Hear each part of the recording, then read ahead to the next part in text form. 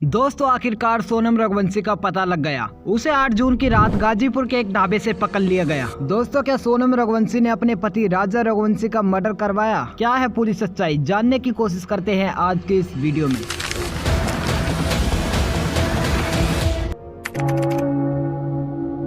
दोस्तों मेघालय पुलिस ने तो ये साफ साफ कह दिया है कि सोनम ने ही सुपारी देकर अपने पति का कत्ल करवाया और साथ में ये बात भी निकल कर आ रही है कि सोनम का इंदौर के ही एक लड़के राज कुशवाहा के साथ अफेयर था। इस मामले में अब तक 4 लोग अरेस्ट भी हो चुके हैं, लेकिन पूरा देश इस वक्त यही पूछ रहा है कि अगर सोनम का शादी से पहले अफेयर था, अगर उसे राजा रघुवंशी से शादी नहीं करनी थी, तब भी उसका मर्डर क्यों करवाया? खैर इन सवालों के जवाब तो पुलिस कुछ ही दिनों में ढूंढ लेगी, लेकिन सबसे पहले आपको ये बताते हैं कि आखिर ये पूरा मामला शुरू कैसे हुआ।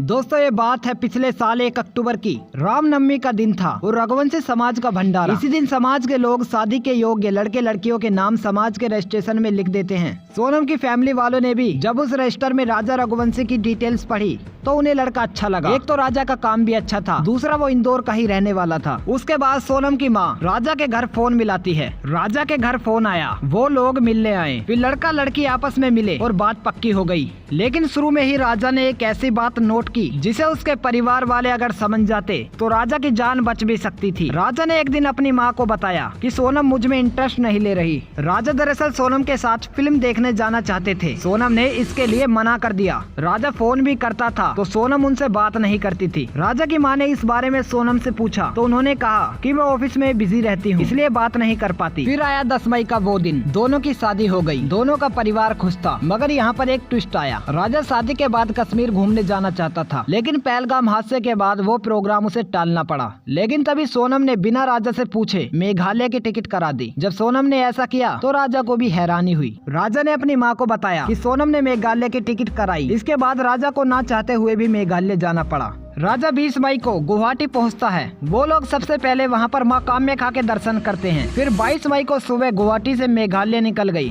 23 तारीख को सुबह वो दोनों दूर एक वाटरफॉल देखने के लिए निकल गए। वो भी तब जब उस जगह पर कर्फ्यू लगा हुआ था और जिस रास्ते से ये गए वो बहुत ही टेढ़ा मेढ़ा रास्ता था। अब जिस दौरान ये लोग वाटरफॉल के पास जा रहे थे तभी सोनम की सास का फोन आता है। सोनम ने बताया कि हम एक वाटरफॉल के पास गए थे, यहाँ खड़ी चढ़ाई है, हम एक कैफे के पास रुके थे। जिस दौरान ये बातचीत हुई तब दोपहर के 1:30 बजे थे। इसके बाद दोपहर 2 बजे राजा के घर वालों ने फिर से फोन किया, लेकिन तब राजा का फोन स्विच ऑफ था। सोनम से बात करने की कोशिश की मगर उसका मोबाइल भी बंद था। दिन में दोबारा बात करने की कोशिश की गई, तब भी फोन नहीं लगा। इस पर राजा के घर वालों को घबराहट तो हुई, लेकिन उन्हें लगा कि पहाड़ी इलाका है, शायद कुछ नेटवर्क प्रॉब्लम होगा। फिर आया 24 मई का दिन। राजा के परिवार वालों ने फिर से कॉल किया, लेकिन अब फिर से उसका फोन नहीं लगा। अब इन लोगों को टेंशन हुई। फिर राजा के घर वालों ने राजा द्वारा भेजी गई पिक्चर्स को देखा, जिसमें उन्हें एक स्कूटी दिखी। इस स्कूटी पर उसके ओनर का नंबर पता लगाया।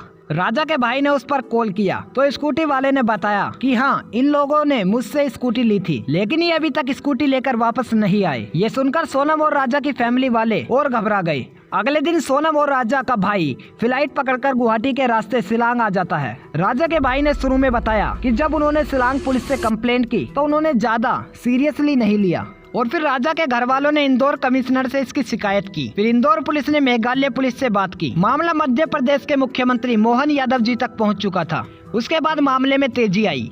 मेघालय पुलिस ने अपना सर्च ऑपरेशन शुरू किया। पुलिस की टीम को सर्च ऑपरेशन में लगाया। सबसे पहले पुलिस को इन लोगों की एक लावारिस स्कूटी मिली। ये स्कूटी वही थी जो सोनम और राजा ने रेंट पर ली थी। जांच आगे बढ़ी तो पुलिस को एक बड़ा सुराग हाथ लगा। एक लोकल गाइड ने ऐसी बात बताई जिसने सभी को हिला कर रख दिया। गाइड ने बताया कि इन दोनों के साथ 3 लोग और थे जो उनसे हिंदी में बात कर रहे थे। अब मेघालय जैसी जगह पर कोई हिंदी नहीं बोलता, कोई लोकल आदमी या टूरिस्ट के साथ हिंदी से बात करता है। फिर 3-4 दिन तक भारी बारिश के कारण सर्च ऑपरेशन को बार बार रोकना पड़ा। फिर आए दोस्तों 2 जून का वो दिन। पुलिस और रेस्क्यू टीम सोनम और राजा से जुड़ा सुराग ढूंढने में लग गई। तभी रेस्क्यू टीम को एक पहाड़ी के नीचे खाई में कुछ दिखाई दिया। टीम वहां पर पहुंचती है तो वहां एक आदमी की डेड बॉडी पड़ी थी, मगर वो इतनी खराब हालत में थी कि उसे पहचानना मुश्किल था। बॉडी को अस्पताल लाया गया। तभी राजा के भाई को सबकी पहचान करने के लिए बोला गया। बॉडी इतनी खराब हो चुकी थी कि चेहरे को देखकर कुछ भी बता पाना पॉसिबल नहीं था। तभी राजा के भाई की नजर उस बॉडी की कलाई पर पड़ी। वहाँ पर एक टैटू गुंदा था, उस पर राजा नाम सोनम था वो टैटू देखते ही राजा का भाई रोने लगा। ये कंफर्म हो गया कि ये लाश राजा की है। फिर 2 दिन बाद पोस्टमार्टम की रिपोर्ट आती है। रिपोर्ट से साफ हो गया कि ये हादसा नहीं था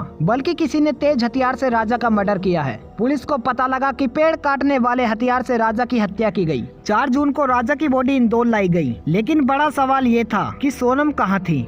तरह तरह के सवाल पूछे जा रहे थे। शक हो रहा था कि क्या सोनम की भी हत्या कर दी गई है। क्या सोनम को किसी गैंग ने बेचकर उसे बांग्लादेश भेज दिया है या सोनम ही अपने पति राजा के मर्डर में शामिल है। लेकिन सोनम से जुड़ा कोई सुराग न मिलने पर यह सस्पेंस बना हुआ था। इसी बीच मेघालय पुलिस और उनकी टीम लगातार अपनी जाँच में लगी हुई थी। मेघालय पुलिस को अपनी जाँच में पता लगा कि सोनम के पास एक मोबाइल नंबर था।